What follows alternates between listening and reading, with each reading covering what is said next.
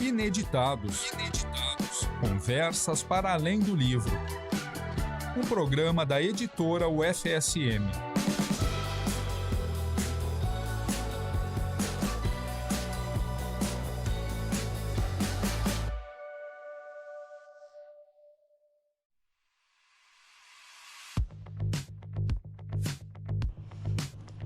Olá para você que nos acompanha aí do outro lado, aqui é Jéssica Dalcin pela UniFM 107.9 e mais um episódio do Ineditados, Conversas para Além do Livro. Mais uma vez estamos aqui ainda no mês de junho, dedicado ao Centro de Educação, com uma agenda de lançamentos e temas aqui pelo Ineditados, assim como também promoções na área, seja na nossa livraria física, que fica aqui no campus da UFSM, ali no Centro Comercial logo após o Arco, ou no nosso site www.editoraufsm.com.br. Nós trazemos frete grátis nos títulos da área da educação durante todo o mês de junho de 23, então tem uma semaninha ainda para aproveitar. Acesse o www.editoraufsm.com.br e confira as edições com frete grátis. Nós sempre temos livros em alguma promoção, em um ano inteiro. E na loja física, os títulos especiais da editora da UFSM com preço de saldo, preço máximo de R$ 20 em títulos selecionados. Aproveite. As nossas redes são @editora UFSM, @ineditadospodcast e @livraria e grife UFSM. Nos acompanhe, fale suas sugestões e siga sempre atualizado. Hoje nós vamos falar sobre a revista da editora da UFSM, a Estilo Editorial. Nós vamos entrevistar aqui o Gabriel Marques, que é jornalista formando pela UFSM, foi bolsista e estagiário ali da editora, e o Gustavo Carvalho, que é nosso colaborador ali na parte do design, da produção gráfica, e é o responsável pelos projetos da Estilo Editorial. E também vamos ter participações especiais do Daniel Coronel, que foi o nosso editor anterior, e agora foi o idealizador, né, da revista, e hoje é nosso pró-reitor, né, já tivemos ele aqui em entrevistas anteriores, e também da Isabela Scandiel, que participou de algumas revistas, edição 6 e 7. Então, vamos começar. Gabriel, bem-vindo. Obrigado, boa tarde a todos, boa tarde, Jéssica, boa tarde, Gustavo. É um prazer estar aqui, né, e poder falar um pouco da minha participação nesses anos com a editora. A gente tem aí estamos com um pequeno delay, né, essa edição que está saindo agora é relativa a 2022, que foi a edição que tu participou, mas teve as anteriores? Sim, eu participei da 6ª edição até essa que está por sair, que é a 9ª edição. Isso. Eu participei de 4 edições, então, da revista. Foi por ti que a gente chegou que eu cheguei, né, na Isabela, que está trabalhando em outra cidade, então hoje ela não pode estar aqui conosco, mas ela nos mandou áudios falando da experiência dela com a participação nas edições 6 e 7, e como que isso impactou, né, na formação dela. Vamos ouvir. Oi, pessoal do Ineditados, tudo bem? Eu sou a Isabela Scandiel, egressa do curso de Comunicação Social, Produção Editorial. E queria primeiro agradecer, então, o convite para contar um pouquinho da minha história com a editora, mais especificamente com a revista Estilo Editorial. Bom, como eu disse, eu sou formada em Produção Editorial. É um curso que eu conheci através do Descubra. E, de início, o que me atraiu no curso foi a possibilidade de estudar fotografia, livros. Então, achei que seria uma opção interessante para mim, que ainda não tinha muita certeza do que eu queria cursar. E, de cara, eu já me apaixonei pelo curso, porque realmente contemplava tudo que eu gostava: audiovisual, design, fotografia, revista, escrita. É um curso mega criativo, super multiplataformas, passa por todos os campos e possibilidades da comunicação. E logo ali nos primeiros semestres já tem 2 disciplinas específicas sobre revista. E como trabalho final, a gente pode criar uma revista totalmente do zero, passando por todos os processos de criação. E eu lembro que as professoras diziam que a gente não precisava escrever as matérias que iam compor a revista. Né? Já podia pegar conteúdo já pronto, entrevistas que já tinham sido feitas. Mas o meu grupinho sempre queria fazer tudo que tinha para fazer. Tudo que poderia ser feito a gente queria fazer. Então, cada uma escreveu 2 matérias sobre os assuntos que mais gostava e que tinha a ver com a revista. E o resultado ficou muito legal. E a gente passou também por toda a parte do design da revista. Inclusive, a gente teve a possibilidade de ver essa revista impressa também. E aí, quando a disciplina acabou, eu fiquei muito com um gostinho de quero mais, sabe? E aí, no semestre seguinte, abri o edital para estilo editorial e eu não pensei 2 vezes, me inscrevi. Eu recebi as pautas no dia que começamos o isolamento social. Então, meio que o processo das 2 edições foi completamente diferente para mim, a experiência que eu tive, assim. Porque a primeira eu fiz praticamente todas as entrevistas foram presenciais. Um entrevistado ia indicando o outro e assim eu ia atrás de mais informações para compor. E eu costumava sentar em laboratórios para escrever, biblioteca. Era bem dinâmico o processo. E a segunda já foi totalmente em isolamento, sem contato presencial com nenhum entrevistado, tudo por e-mail. Para mim, olhando agora, parece que foi um processo mais lento para escrever, sabe? Porque eu enviava as perguntas que eu achava mais importantes para a matéria e eu só recebia as respostas do que eu tinha perguntado. Simples assim, então não tinha um debate ou aquela questão assim de fazer uma pergunta e aí a resposta do entrevistado puxava a outra pergunta. Parece que foi mais mecanizado, assim, mais lento o processo de criação. Então, para mim, ter participado da revista foi muito importante, muito divertido. Me trouxe experiência que eu guardo com muito carinho até hoje. As pautas que eu recebi, que eram sempre muito relevantes. As pessoas que eu entrevistei e conheci, cada história, guardo com muito carinho. Sem falar do orgulho que é ver o teu trabalho e dos colegas ali impresso. Eu digo impresso sempre tem uma magia a mais, né? Inclusive eu tenho a minha primeira edição, que eu participei. Aqui em casa tá na minha estante, num lugarzinho especial. E, bom, hoje eu me afastei um pouco dessa área da escrita, assim. Trabalho como designer gráfico para rede social. E, bom, fica aí então meu convite para vocês conhecerem produção editorial, darem uma conferida nas artes que o pessoal anda aprontando. O pessoal tá sempre aprontando muita arte por lá. O pessoal é muito... Todo mundo é artista, criativo demais. Tanto que o apelido de quem faz PE é camaleão, né? Camaleônicos. Porque a gente sempre se adapta a todos os ambientes e formatos possíveis. E convido também a lerem aí as edições da Estilo Editorial, que já estão disponíveis. E é isso. Agradecer vocês, muita saudade da vida acadêmica, do campus, das experiências que ele traz, que a academia toda te traz, assim.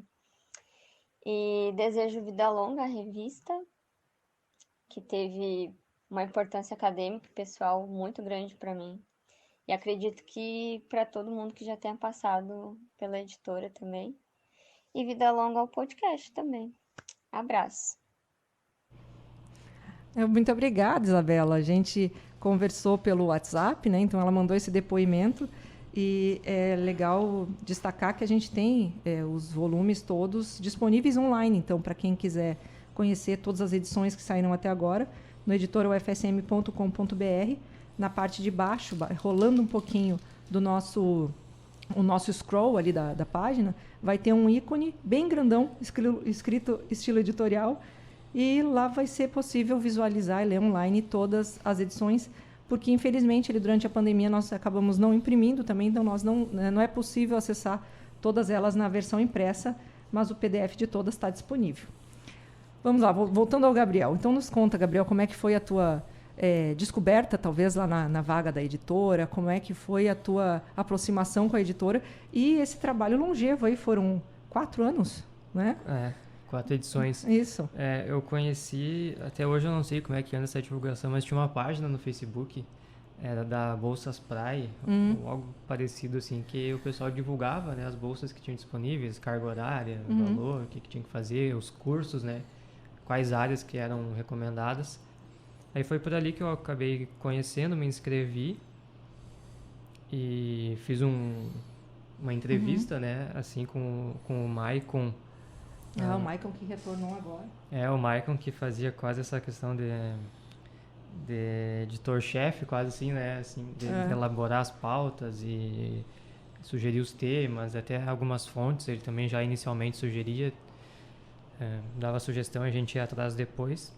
Aí foi assim que eu comecei a participar da editora em 2019, como bolsista da Estilo Editorial.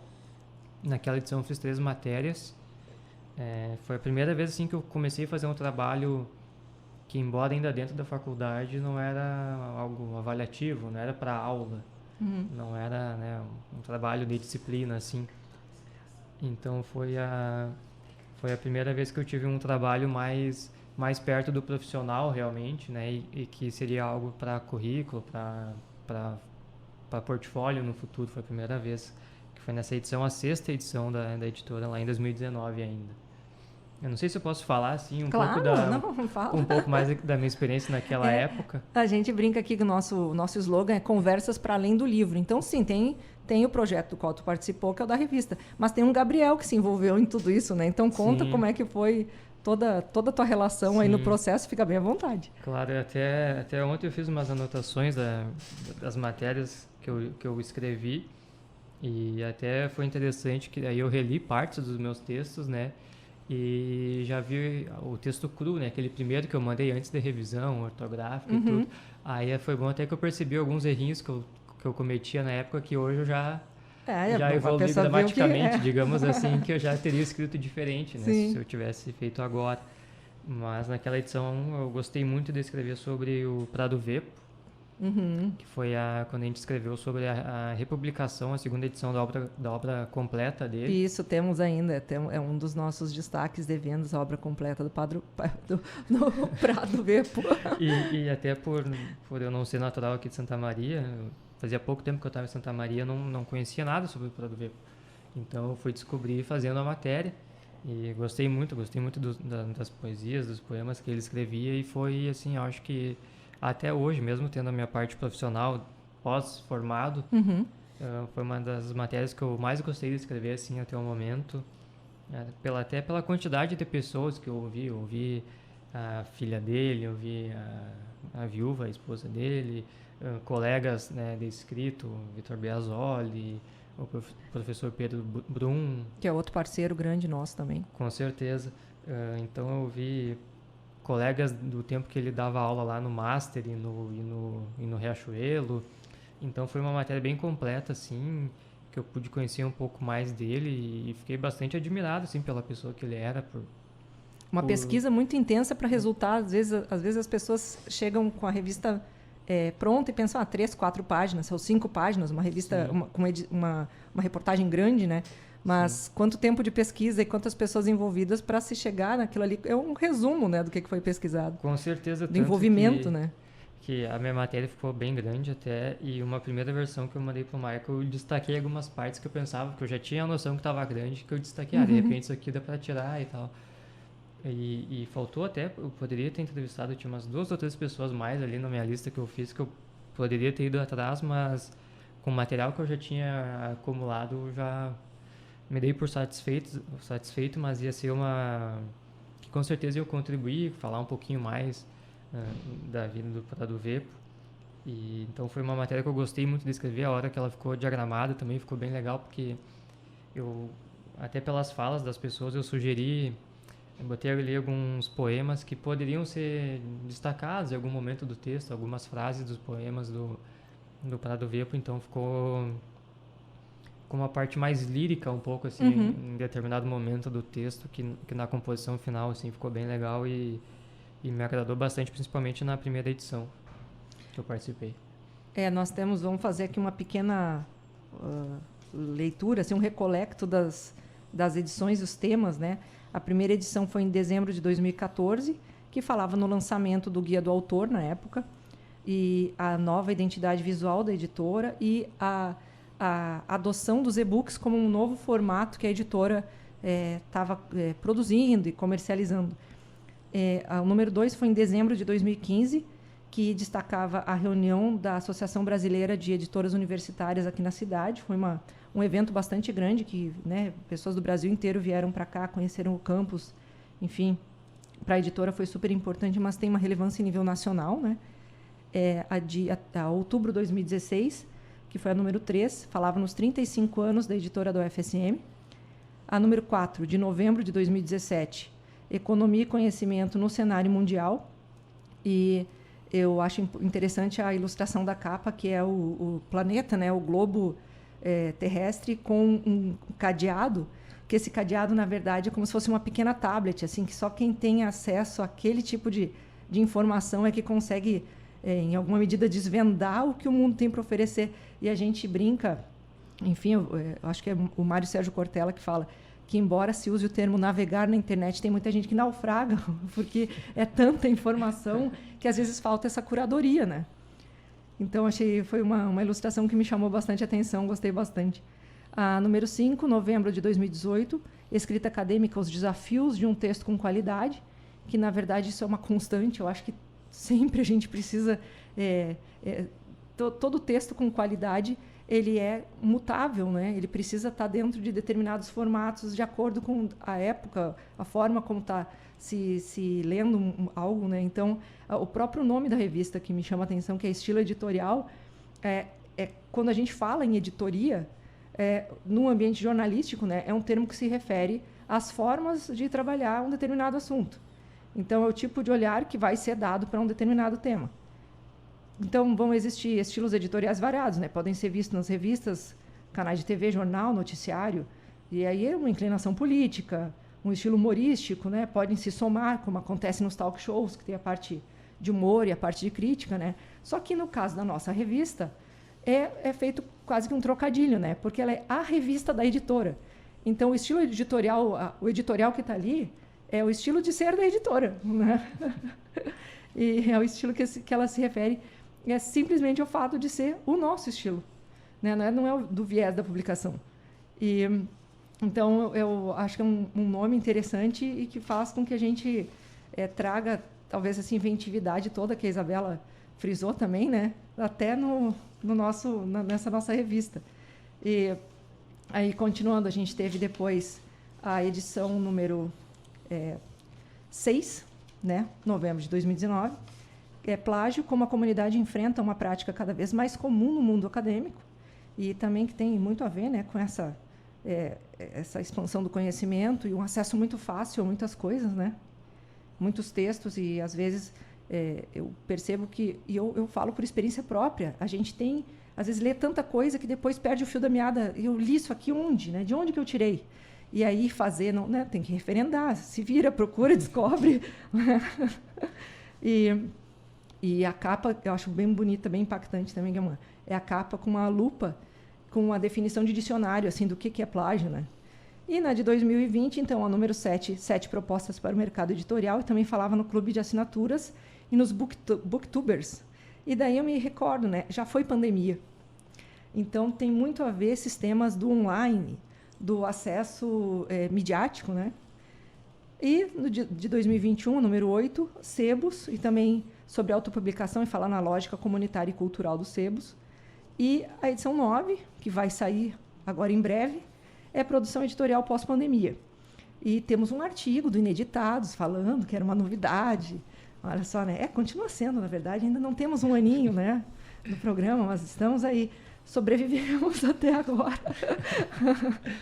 E, então, vou falar um pouquinho então com o Gustavo também, o Gustavo Carvalho, que é nosso produtor editorial ali na editora e é responsável pelos projetos gráficos aí da nossa revista. Gustavo, seja muito bem-vindo. Boa tarde a todos, boa tarde, Jéssica, boa tarde aos ouvintes. É um prazer enorme estar aqui, né, Foi uma tentativa muito grande, uma expectativa de eu estar aqui, afinal eu sou tímido. Mas estou muito contente de estar aqui hoje. Que bom, a gente também está bem feliz de te ter aqui. E Gustavo, nos conta então, para essa próxima edição, né, que vai sair em breve, a gente acredita que agora para o fim do semestre, né, ela esteja disponível. Conta como é que tu organizou, porque ela vai falar, o mote dela, né, produção editorial pós-pandemia. Como é que tu pensou a capa? Qual é o conceito, as ideias que tu teve para desenvolver ela? É um tema que eu considerei até um pouco complicado de definir, né? Afinal, ele tem representações assim muito únicas do ponto de vista pós-pandêmico. Então, fazer pesquisa ali geralmente ou era uma foto de esperança, uma foto no horizonte, né? Então, eu procurei trabalhar de uma forma diferente, né? Não vou dar spoiler, mas numa expectativa assim do que vai ser a partir de agora. Então, como é que a gente vai trabalhar o pós-pandemia, né? Então, meio que eu segui esse sentido assim na hora de definir a capa. E como é que foi essa experiência, assim, tu te recorda das primeiras conversas? Como é que surgiu a ideia da Estilo Editorial? Que a gente está fazendo esse programa agora, mas, enfim, são quase 10 anos de revista, né? Mas antes não existia o podcast, então a gente agora faz essa homenagem, né? Bom, foi um projeto, assim, que eu considero um grande projeto que o pessoal depositou uma grande confiança em mim, porque eu tinha acabado de entrar na editora e na universidade. Foi em 2014. Então, o pessoal ali da editora ali que estava ali, o professor Daniel, a Zérdia, a Denise, a Shane, a Marta, a Maristela, eles estavam com o tema já na mão. Vamos fazer uma revista. Foi uma sugestão de uma bolsista, Ana Paula, que foi trabalhando com o professor Daniel ali no início ali para definir a revista, né? Que não tinha nome ainda também. Sim. Então, aí eles me convidaram, chamaram ali, perguntaram se eu tinha interesse. Abracei a ideia. Eu tinha já algumas experiências anteriores com revista, mais no foco institucional, né? Então, eu abracei a ideia. E aí, a primeira missão era começar pelo nome dela, né? Então, aí foi algumas semaninhas ali definindo o name, fazendo lista e tal. Saindo alguns nomes muito, muito loucos, assim. Tipo, e aí, o nome Estilo Editorial saiu de duas coisas. Estilo, que eu trabalhava com estilos no InDesign ali, para definir títulos e tal.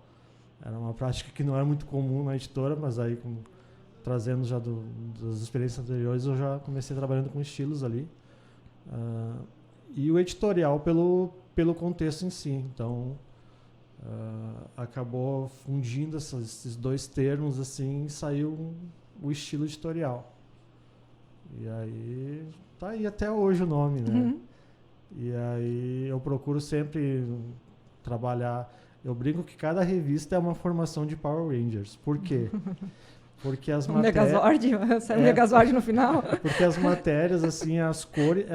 as matérias, cada uma tem uma cor predominante na revista para se organizar no sumário, ali no índice e na própria lateral dela. Mas até com o intuito de dar uma dinamicidade e, assim, conforme vai mudando, todo ano muda os temas, né? Tem as sessões fixas, mas mudam os temas. E aí eu acabo sempre fazendo um sorteio de cores diferentes. Então, cada ano, cada sessão é de uma cor diferente. É como se fosse no Power Rangers, cada formação troca de lugar as cores ali dos personagens. Então, isso aí é uma pesquisa que às vezes dá um trabalhinho, porque tipo, tem que cuidar para a cor não repetir, cuida no índice, vai ficar azul do lado do azul? Não, troca de lugar. Mas é uma coisa que me dá um prazer muito grande fazer assim todo ano. Depois vendo tudo bonitinho, né? Tudo bonitinho. Não, eu sei como é que eu gosto de organizar com cor também. Mas conta, então, tu praticamente começou na UFSM junto com a revista, né? Então, sim. Como é que foi que tu chegou na UFSM? Então, conta um pouco da tua formação. Bom, eu sou publicitário de formação. Me formei na UFN, né, antiga Unifra. E aí lá, antes de vir para o UFSM, eu já estava na editora da Unifra lá na época. Eu saí de uma editora e caí em outra. Então, essa é uma coincidência nossa. O último lugar que eu trabalhei antes de vir para o UFSM também foi na editora da então Unifra. Fiquei pouco tempo lá, mas é um lugar que eu tenho bastante saudade, eu gostava bastante. Lá eu comecei como estagiário, aí eu acabei ficando como funcionário lá até o momento que eu passei no concurso. E aí, antes de lá, eu estava trabalhando, trabalhava em gráfica, trabalhei em Palote, trabalhei em outros gráficos que não existem mais também. Mas a minha formação é desde pequeno, assim, gráfico. Esses dias eu estava me recordando que eu era pequenininho e estava em papelaria. Que a senhora que me cuidava tinha uma papelaria. Então, eu sempre fiquei nesse meio de papéis, assim, vamos dizer assim, papéis e tintas. E aí foi dessa forma, assim, eu caí, eu considero uma bênção, assim, eu ter saído de uma editora e caído numa outra editora. Uma editora que eu não sabia nada até então. Eu fui fazer a pesquisa quando eu fui para lotação, vamos dizer assim, tu vai para a editora, tá? Que editora, onde é que é? E fui recebido de braços abertos ali. Sou muito, assim, eu me sinto em casa ali. Eu peguei para minha editora, eu considero assim. Ai, que bom. Um abraço muito ela. Eu, Bom, agora recentemente fechou um ano que eu tô ali, né? Eu também gosto muito de trabalhar ali. Eu acho que embora eu goste muito da universidade como um todo, mas eu acho que a editora tem uma vibe muito boa, né?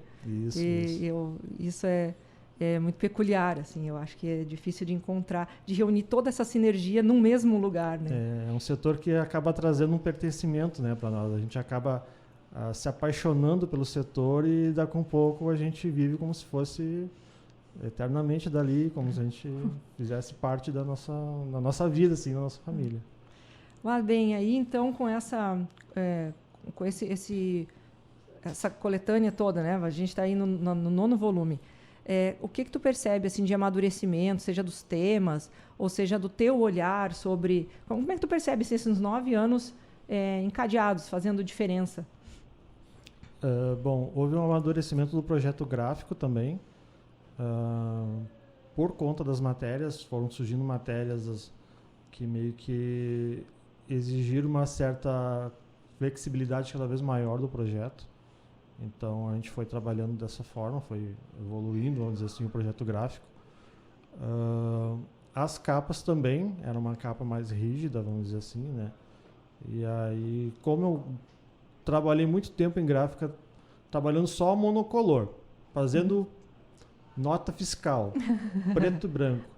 Então, quando me surgiu essa oportunidade de trabalhar com cores, eu sempre procurei extrapolar, vamos dizer assim, né? Trabalhar bastante com cor. E é uma coisa que eu sempre procuro cuidar, assim, trabalhar bastante com cores, com elementos que se fundem e tal, assim. Ficou meio Hans Donner, né? Mas se fundem e tal. Não, mas eu acho as nossas capas bem surgem de uma coisa e viram bonitas, outra, né? Mas é nessa linha, assim, procuro sempre fugir um pouco, e sempre fugir do comum, assim. Então, eu faço uma pesquisa, assim, já tem isso aí. Não, então vamos seguir outro sentido completamente diferente. Eu acho interessante, a gente tem vários degradês nas capas, eu não sei se é isso que tu te refere, assim, de Hans Donner, mas a gente não pode esquecer que é necessária uma visualidade maior, assim, ou enfim, eu não quero usar o termo chamativo, mas assim, que chame a atenção, que ganhe um destaque, porque a gente, mal ou bem, está trabalhando temas ali do mercado, né? Eu acho que, no primeiro momento, o foco da revista, né, o mote principal da revista era esse, trabalhar, até porque a característica, o professor Daniel Coronel, economista, ele queria visualizar o nosso posicionamento dentro de um mercado, né? Que às vezes dentro do ambiente acadêmico isso acaba não sendo muito discutido, né? Então acho que caracterizar essa coisa do diferente é legal, porque dentro do ambiente acadêmico as coisas talvez sejam um pouco sisudas, né? Tudo muito azul marinho, preto com cinza, e daí vem um degradê, mas eu acho que tem tudo a ver, assim. Essa questão do projeto, assim, porque quando surgiu a ideia de um projeto da revista, aquela questão mais institucional e tal, assim, a ideia foi quebrar essa visão. Então, a primeira missão da matéria da revista 1 já era definir uma linha cronológica de todo o período da editora até ali o momento. Então, ela foi trabalhando sempre com infográficos e imagens, assim, tipo, A gente procurou sempre trabalhar com bastante fotos, explorar bastante as cores, como eu falei, e o uso de imagens assim para fazer links, né? Então a gente tentou sempre fugir daquela ideia de uma revista mais acadêmica, mais rígida, que nem tu falaste, assim, que tu olha assim, parece artigo um atrás do outro. Não, são matérias. Então, e às vezes é um desafio, porque tem matérias que não são muito convenientes a esse tipo de coisa. São mais, tipo, começou o assunto, terminou e morreu ali o assunto. Então, às vezes tem que tirar leite de pedra. Como é que eu vou fazer alguma coisa em cima dessa, né? Mas a gente dá um jeito ali. Às vezes dá um tempinho para ela, depois volta, quando volta com alguma coisa. Essa questão criativa é importante, né? De às vezes tem que deixar um pouco aquele estresse que a gente faz no cérebro, dar uma decantada, para que num outro momento a gente olhe e parece que a situação já está mais resolvida, né? Exato. A revista é diferente de um livro, que também é o nosso foco na editora lá, né? O livro é algo mais mecânico. Então, depois que a gente define toda a parte do projeto gráfico, né? É aplicar estilo e organizar os textos. Na revista, não. A revista, tu pega o texto e, vamos trabalhar o texto em imagem, vamos deixar ele imagético. Então, sim, cada um vai ter uma linguagem diferente, vai ter uma ilustração, as cores próprias, né? Então, isso aí às vezes acaba demandando bastante tempo. O que costuma às vezes fazer quando a gente recebe as matérias é fazer um inventário, olhar todas as matérias e ver o que precisa. Foto, ilustração. Essa aqui é mais difícil, então vamos trabalhar um pouquinho diferente ela. Mas, assim, a gente tenta deixá-la mais palatável, né? Agradável. Exato.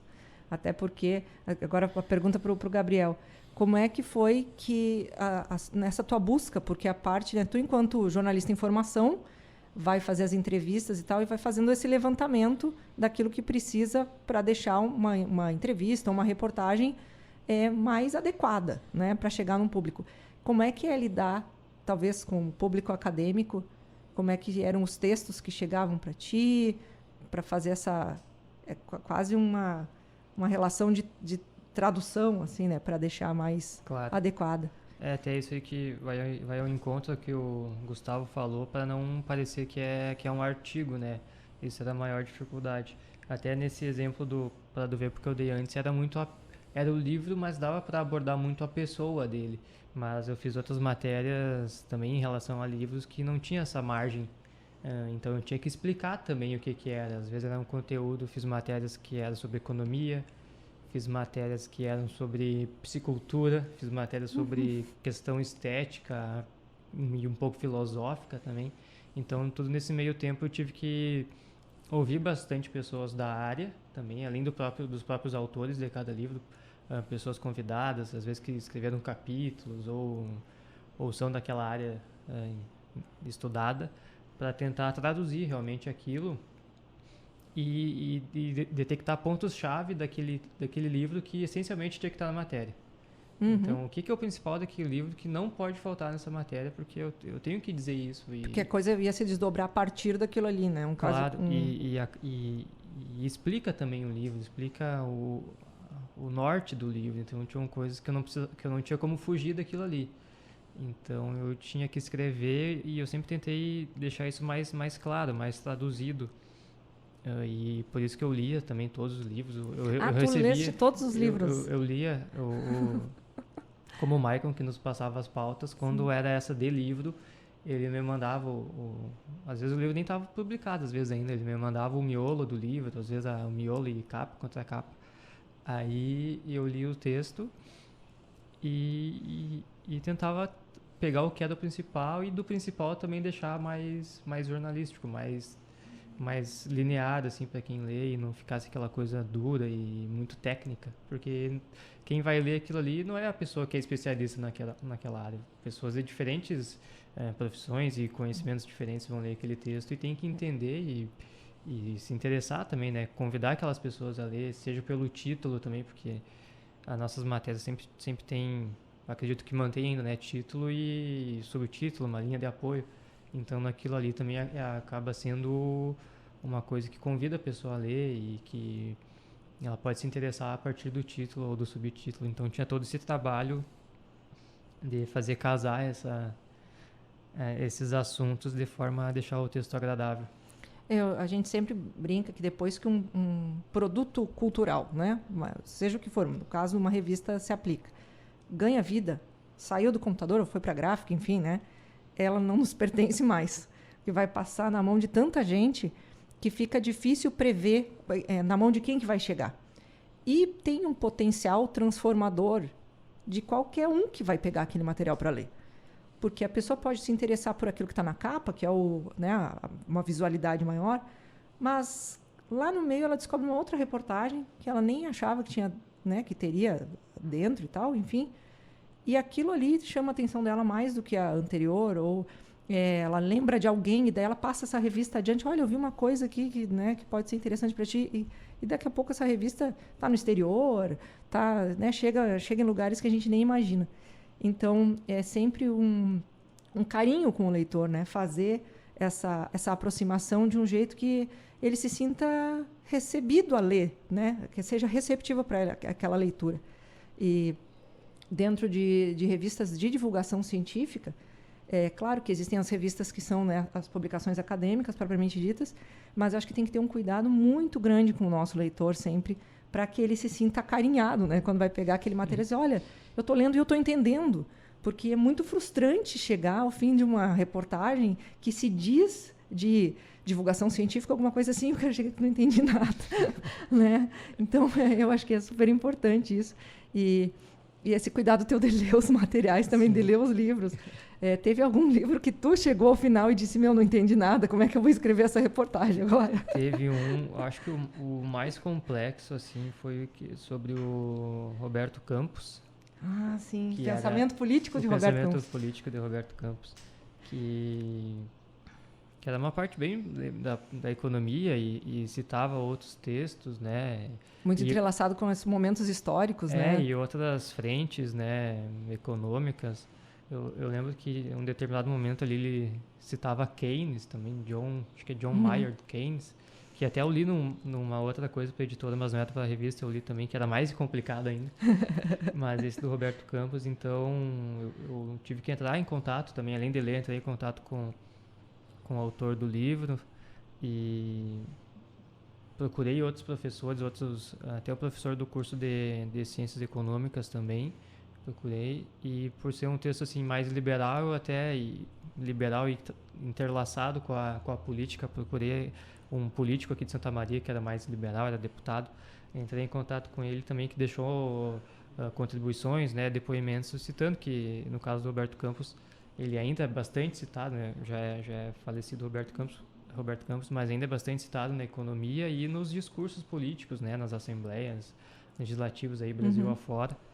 E foi um texto que era difícil por ser economia, mas como interlaçava momentos políticos do Brasil, dava para entender um pouco melhor e ter essa parte mais próxima da realidade, né? Era uma economia bruta, digamos assim, né?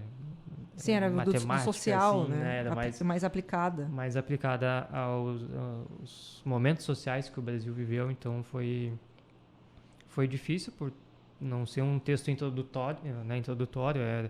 É um texto para quem já tem um certo conhecimento. Pois é, por isso da minha pergunta, porque se tu vai pegar né, tu ainda é acadêmico, quer dizer, mesmo que tu tenha vivenciado, nesse caso específico, Sim, diferentes momentos da política e da economia brasileira, tua vida vai até um momento. Aí tem coisa que o Roberto de Campos estava antes, né? Então ele vai trazendo várias histórias. Sim, até descobrir participações difícil, deles em momentos, em criações de órgãos, tipo BNDES, FGTS. Através do livro, fiquei sabendo que ele teve participação na criação disso.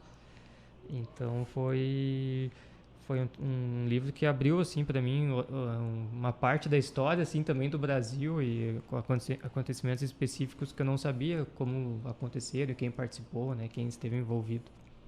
Mas foi um texto bem legal de ler e até para a revista acho que foi um texto legal pela aquela edição, o momento político que a gente vivia, então acho que foi legal essa matéria também. E agora tu tá fazendo, tu é graduando, né? Já, Não, sou formado. Tu é já, formado. Sou formado. E agora, no mercado de trabalho, assim, o que tu observa que tu tá podendo aplicar as coisas que tu aprendeu ali na editora, às vezes até na parte que a gente fala nos soft skills, né? Às vezes a pessoa não está trabalhando exatamente com aquilo que ela fez o estágio, mas ela consegue desenvolver outras habilidades, né? Sim, agora eu trabalho na Secretaria de Comunicação da Prefeitura, mas antes disso eu trabalhei, ainda durante a formação e um pouco pós-formado, quase 2 anos no Diário de Santa Maria.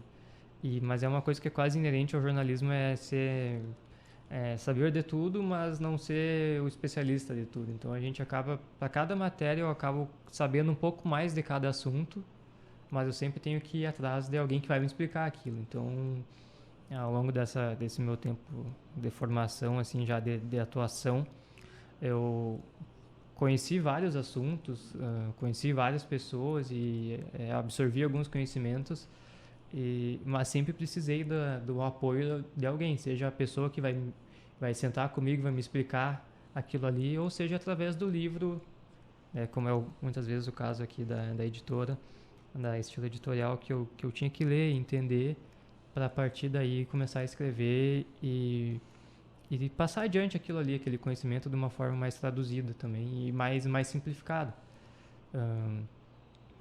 Talvez não seja o mais correto, mas em vez de... Eu tenho que tentar traduzir aquele livro de 150 páginas em 3 páginas, né? Então é um trabalho que também é difícil... Mesmo para quem fosse um acadêmico, eu acho que já seria difícil. É difícil a gente, assim, julgar, né, e atribuir qual parte é mais importante de tudo aquilo aí, porque em determinado momento tu vai achar muitas coisas importantes. Claro. E aí tu vai ter que escolher daquelas importantes quais são as mais importantes, essenciais. Aí é claro que ter até a humildade de chegar para alguém que é da área e dizer, olha... esse é o meu ponto até onde eu cheguei. Daqui para adiante tu me dá uma mão, né? E a gente às vezes também precisa dizer assim, às vezes tu tá com a pessoa, ela te explica e tu não entendeu. Ela tá te explicando e tu não entendeu. E tu tem que dizer, não me explica mais uma vez, me explica de outra forma. Ou talvez dar um exemplo mais palpável para que, quem saiba, eu consiga entender melhor agora. Tu vai ter que escrever aquilo ali com propriedade e aquilo ali depois, como nós falávamos, vai passar pela mão de um monte de gente. Então, a informação tem que estar revisada, tem que estar curada para que não se perca, né? Com certeza, depois que está publicado, aí dá problema, né? Então, tem que estar bem correto, assim, bem certo do que está escrevendo, porque tu está passando uma informação que as pessoas vão dar como certas, né? Com podem propriedade. Citar, né? Até vão escrever a posteriori em outra coisa e vão colocar referência do texto que tu fez, quer dizer... Né? É uma responsabilidade grande em qualquer assunto. Até no jornal, assim, quando eu estava, podia ser qualquer matéria, né? Porque se tu escreve algo errado, as pessoas vão te dizer, ou os leitores, ou as pessoas que tu entrou em contato para fazer aquela matéria. Vão te dizer, não é bem assim. Não foi isso que eu disse. Ou faltou dar um serviço, dar um telefone ali para a pessoa entrar em contato, alguma coisa. Então, a gente sempre tem esse feedback dos leitores e também das fontes que a gente ouviu durante a escrita. Claro, é bem interessante. Eu acho que tem uma coisa meio diplomática, né? De fazer um hub para várias frentes diferentes, né? E a pessoa acaba se tornando uma espécie de pivô, assim, para várias... Claro. Né? É bem interessante. Eu acho que o jornalismo... Eu, enquanto desenhista industrial... Me vejo assim também um pouco tendo que saber dialogar, falar diferentes línguas, mesmo que não seja aprofundado, né? Mas saber fazer essas traduções em várias frentes. E, Gustavo, agora a gente estava... Tu tinha comentado antes ali do nome, né? Mas a gente não falou na identidade visual. Que a identidade visual foi feita por uma ex-bolsista também, né? Isso, a identidade visual da revista foi criada também pela Ana Paula, né? A gente, depois de fazer a pesquisa... Foi sob tua orientação. Sim, a gente trabalhou de forma cooperada ali, né? Então, enquanto eu tentava fazer meus names ali para a revista, ela também fazia. E aí a gente meio que se reuniu ali e aprovou o nome. Aí o nome foi passado pro pessoal da equipe, da editora, e a partir dali ela começou a trabalhar na marca.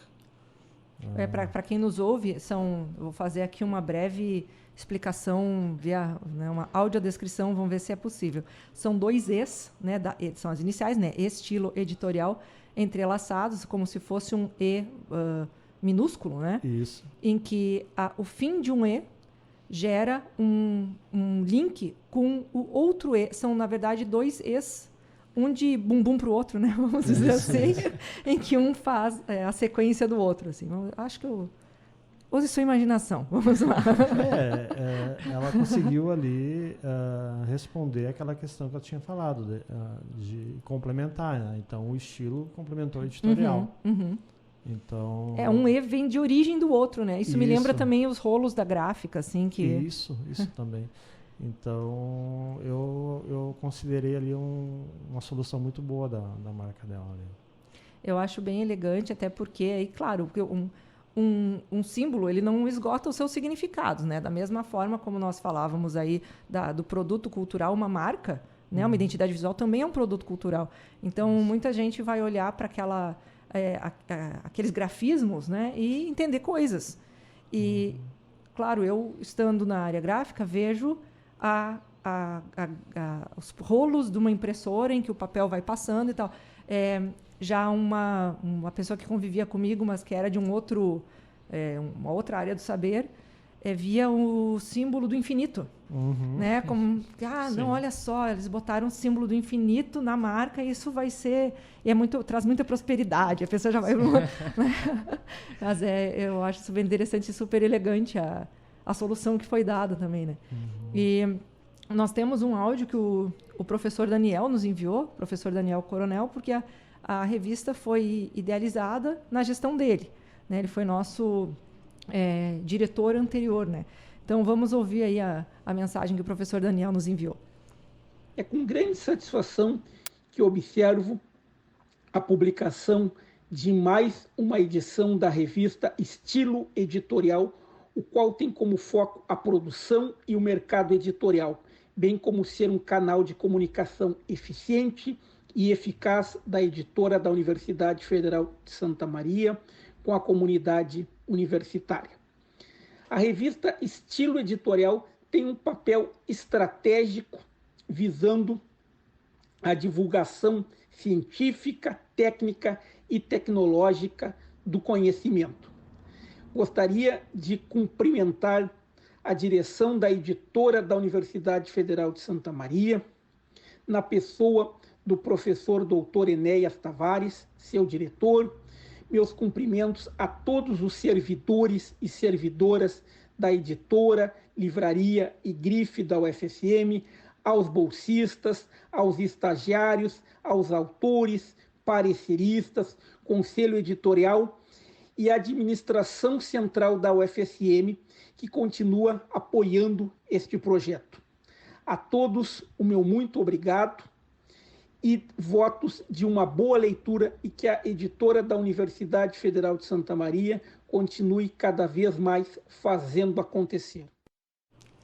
Aí ouvimos, então, o professor Daniel Coronel falando sobre as expectativas, enfim, né, as felicitações sobre mais um número aí a ser lançado. Nós temos uma grande expectativa, porque a revista também, durante a pandemia, a gente acabou não tendo as versões impressas, né? E nós, então, voltamos a ter a impressão e a distribuição.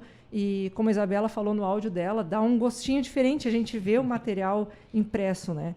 Embora nós tenhamos aí uma grande divulgação, uma grande circulação de livros também, de forma em e-book, né? De forma virtual, eu penso que a revista ela tem essa característica de estar em cima da mesa. Ela não é tanto um material de estudo, né? Os livros que nós temos,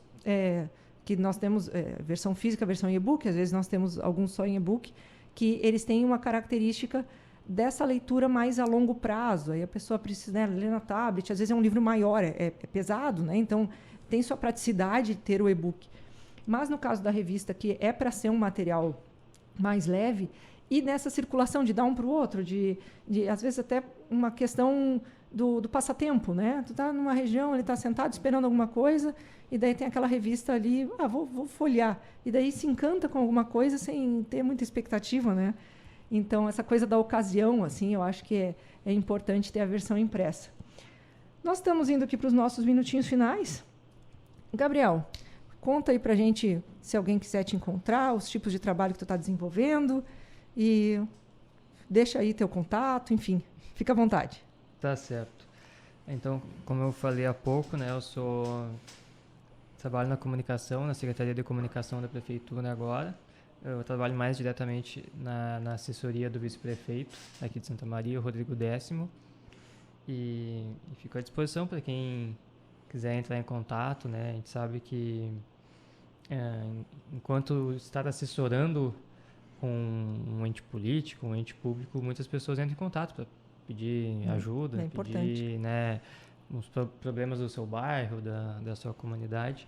E eu e meus colegas também, enquanto jornalistas, estamos à disposição para ajudar a divulgar, para fazer essa interlocução entre a comunidade e a prefeitura, para, claro, sempre tentar ajudar e tentar solucionar esses problemas.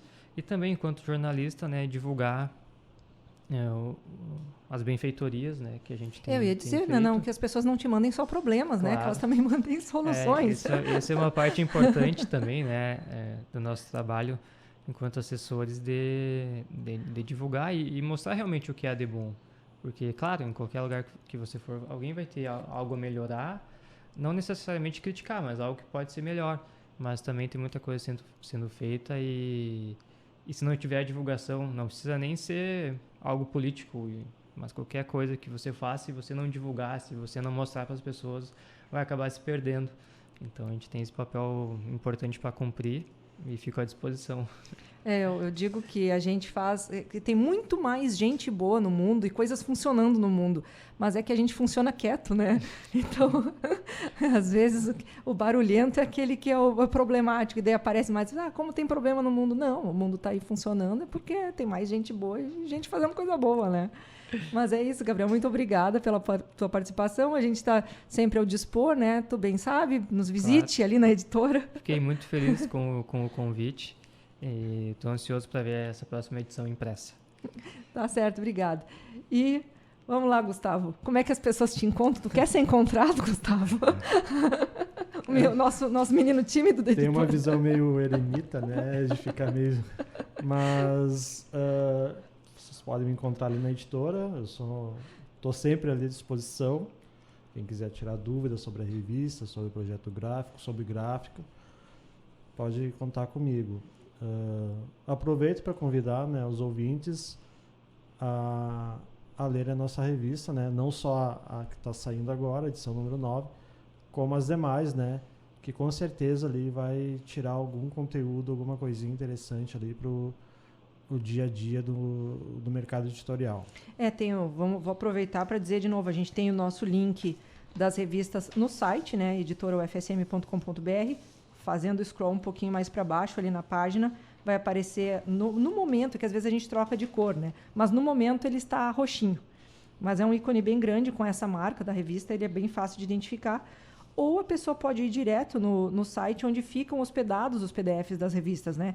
Que é issuu.com, né? .com/editora UFSM. Lá dá para fazer a leitura online, simula, né, a passagem das páginas, então é bem tranquilo de fazer a leitura. Gente, muito obrigada por essa tarde, por essa conversa. E estamos aí sempre ao dispor. Você que nos escuta, mande mensagens lá no @ineditadospodcast no Instagram. O meu @ é Jéssica Dalcin da Silva e o da editora é @editoraufsm. Um grande abraço e até semana que vem. Ineditados. Conversas para além do livro. Um programa da editora UFSM.